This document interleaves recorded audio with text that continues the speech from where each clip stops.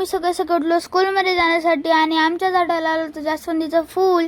ते मी तोडलं आणि गणपती बाप्पांना वाहून त्यांना नमस्कार केला आणि मग व्हॅनचा वेट करायला खाली गेलो आणि मला दिसल्या 3 ब्रह्मकमळाच्या कळ्या आणि मग मी गेलो स्कूलमध्ये आणि आल्यावर लगेच खाली खेळायला गेलो होतो.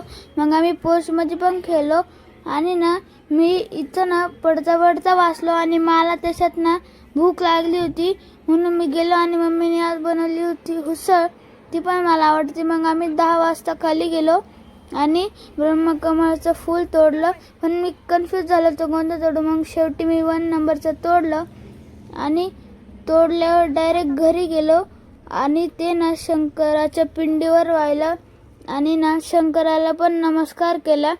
आणि कसं वाटलं तुम्हाला आजचा व्लॉग? लाईक, शेअर, कमेंट आणि चॅनलला सबस्क्राईब करा.